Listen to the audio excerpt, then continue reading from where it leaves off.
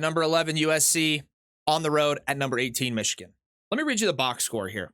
Let me read you the box score of this game. So Michigan changes quarterbacks. They play USC. They beat USC. Let me just tell you something right now. Any time a football team coached by Lincoln Riley has been asked to step up and have a dominant or at least competitive presence at the line of scrimmage and be physical, anytime, I'm going to emphasize this one more time. Anytime any football team that's been associated with Lincoln Riley or coached by Lincoln Riley, any football team that's ever had Lincoln Riley as the head coach that's been asked to come out and play a physical brand of football against a physical opponent and have a presence at the line of scrimmage, they've gotten smoked. Absolutely smoked.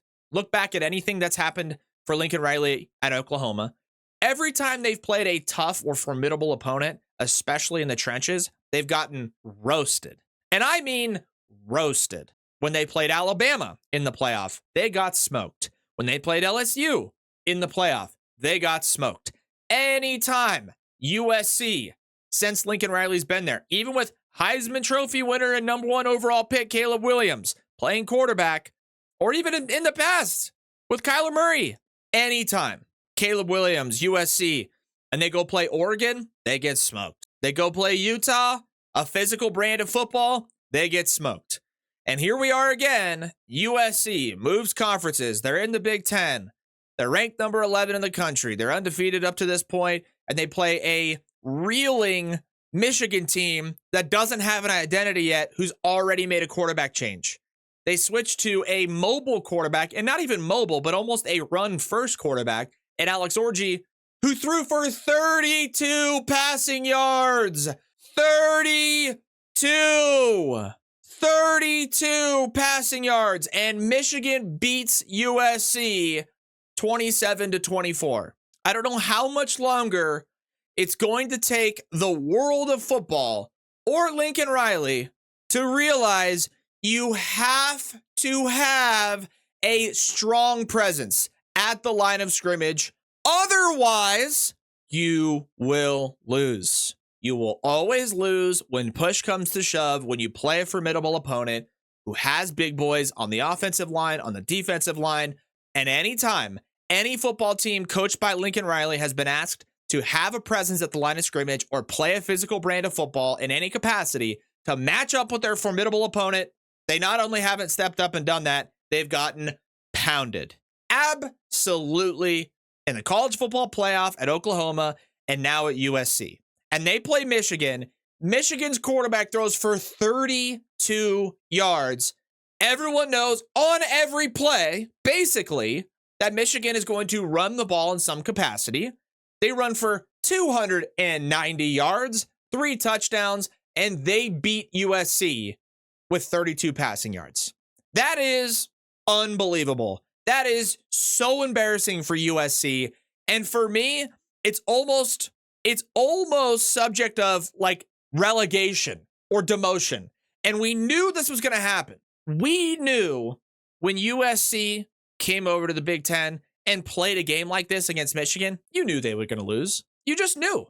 You knew they were going to lose. In fact, it already took them 2.5, 3 quarters to get the offense going to begin with, to make a little bit of a game plan change. But to give up 32 passing yards for USC and still lose, that's so bad. That's so embarrassing.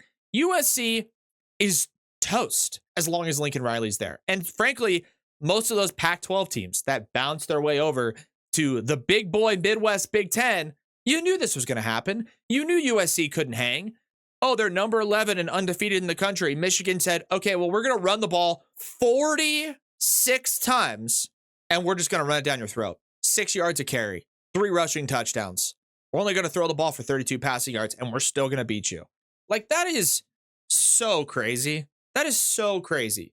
Oregon has a decent chance to compete coming from the Big 12. That's about it. Or from the Pac-12, rather. Oregon's probably the only team making that change from the Pac-12 to the Big 10 that has any chance to compete, because Dan Lanning knows this. Dan Lanning knows you have to have a presence at the line of scrimmage. And you got to have good quarterback play. You got to have weapons. You got all these things. He's a great coach. He's a good recruiter. He knows what it takes to build a formidable team. Lincoln Riley just gets flash players, just gets athletes on the outside. And then it comes time to, I don't know, stop the run. Line up, put a hat on 4th and goal from the 2-yard line with the game on the line, and just don't let them score a touchdown. But that's not possible for a team coached by Lincoln Riley because, simply put, the line of scrimmage presence, it's weak and or doesn't exist. I think USC is going to stink for a while.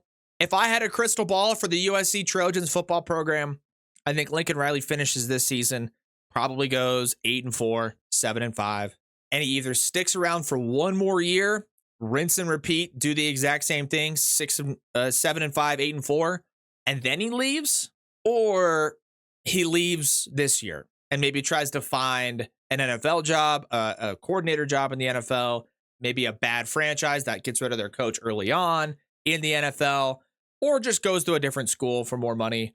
But frankly, USC has no business being in the Big Ten, and Lincoln Riley has no business trying to compete with these teams because he's incapable of fielding a roster and recruiting guys that can match up with the Big Ten line of scrimmage guys. He just can't, and he never has. He couldn't do it at Oklahoma, couldn't do it now at USC. So my prediction is he's either out by the end of this season or he's out somewhere next year as well. 2 years max left for Lincoln Riley at USC.